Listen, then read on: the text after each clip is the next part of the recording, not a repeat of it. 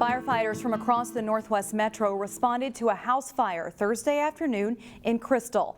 The first call came out around 12:30 p.m. of a report of a garage fire in the 4700 block of Georgia Avenue North, which is 3 blocks west of the Crystal Community Center. When firefighters arrived, the fire had spread to the house. The West Metro Fire Department paged out for backup, with departments from as far away as Rogers and Plymouth responding.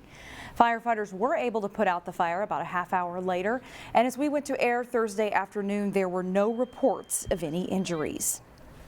Osseo police have sent out an alert on a car dealership theft case in their city. Police released these photos that show a man who test drove a vehicle and never returned it. Police need your help identifying him.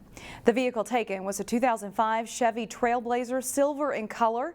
The vehicle did not have license plates, although it may have a dealer plate temporarily installed. Anyone with information on the whereabouts of the individual or the vehicle is urged to call Osseo Police. Numbers are in for 2019's Extra Enforcement campaign. That's where law enforcement puts extra emphasis on catching impaired drivers during the holiday season. Statewide, there were more than 2,300 arrests for DWI, and that is down from previous years. But it wasn't all rosy for the Northwest Metro. Turns out the Golden Valley branch of the Minnesota State Patrol had the most arrests of any agency in the state, with a total of 155. The city of Plymouth wants resident feedback for changes planned at 2 of its parks. West Medicine Lake Park and Swan Lake Park will get new playgrounds this summer. The city's Parks and Rec department wants your feedback on the designs. West Medicine Lake Park is one of the city's largest parks, and that's on the shores of Medicine Lake. Swan Lake Park is a smaller neighborhood park in the northeast part of the city. There are open houses planned to give input on residents with what they would like to see in the new playgrounds for each of the parks. Both will take place Thursday evening, January 30th at the Plymouth Creek Center. And we'll have more details on our website, ccxmedia.org. While most students are focused on academics and extracurricular activities, Osseo Area Learning Center student Skyla Bates is putting her mental health first. Pafua Yang explains in today's Standout Student. So we add these two to get this number? Exactly. From the outside, Skyla Bates looks like she's got it all together.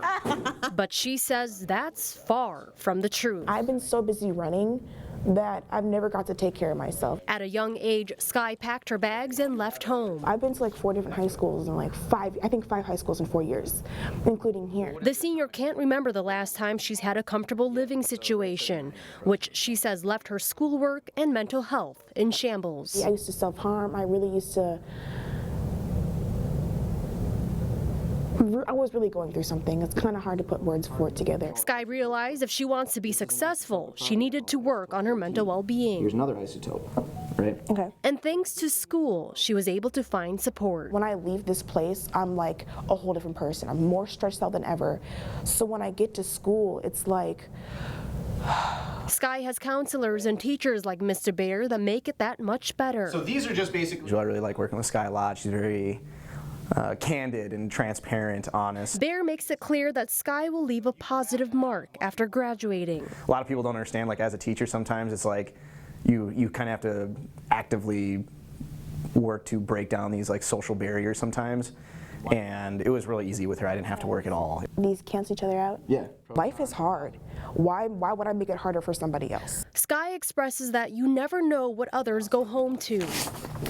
And there's power in showing vulnerability. Treat people how you want to be treated, and I really do apply that to everywhere I go. In Brooklyn Park. Yeah, so then your number of neutrons is 12. Pafua Yang. Right?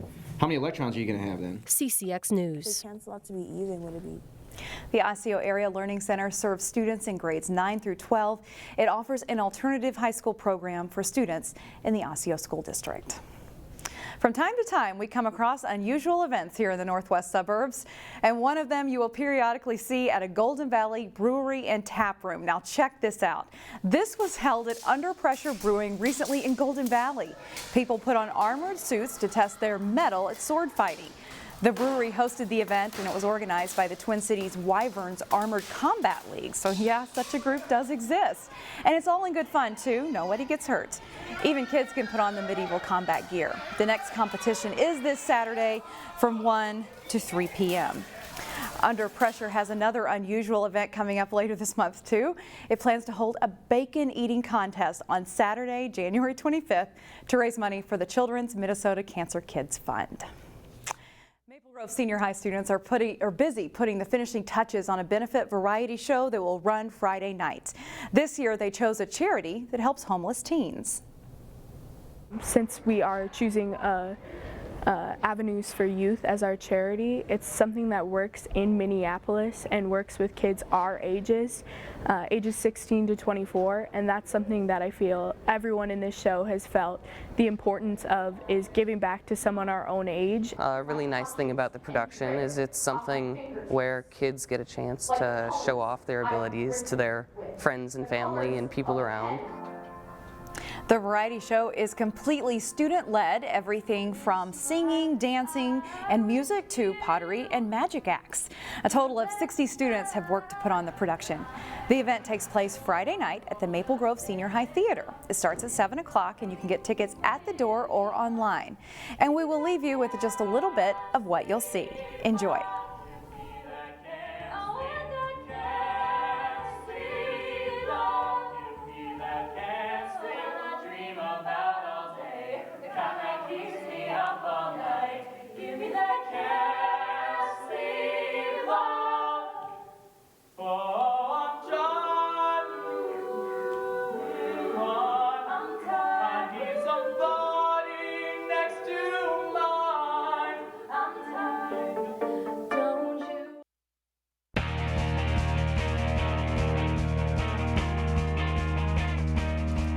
The Cooper girls basketball team has played in the state Class 3A tournament the past 2 seasons, winning a championship in 2018. The Hawks are back in Class 4A now, and as Jay Wilcox reports, they've continued to excel early this season. It's a new team for Cooper this winter, and that includes the coaching staff. Brahim Simmons, who's coached at Bloomington Kennedy, Breck, Columbia Heights, and in several AAU programs, is the new head coach, taking over for Kiara Buford. And I just set the whole team down and said, hey, let's just make a cake for the season. And in every cake you need milk, eggs, and a lot of ingredients. So I told our players, let's just make sure we can have everyone be a part of the team and do their role. So one role is not more important than the other. So we have players, their only job is to play lockdown defense, and they take it with pride. The Hawks have 3 key regulars back from last season's state tournament team.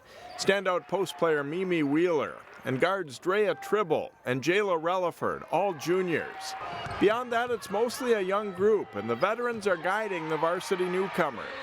Like, our younger players can look to us and say, oh, they went to state, they know like the pressure and how to get it done basically and what it takes to get there.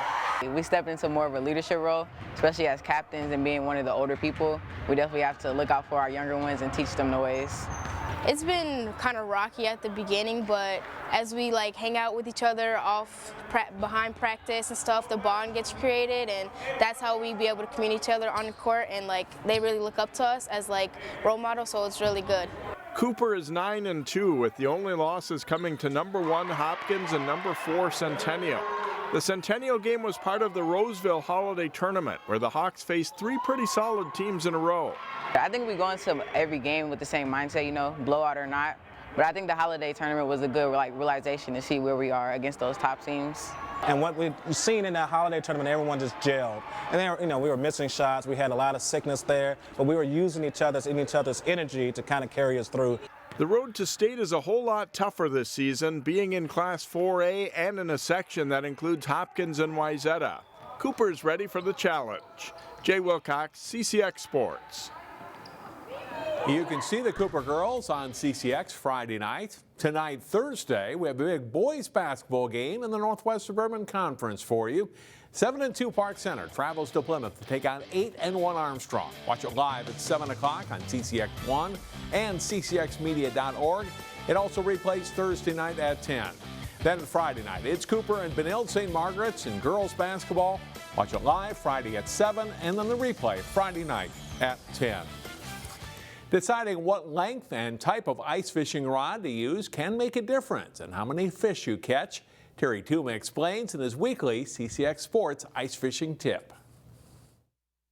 A common question at seminars, especially this year, is talking about rods.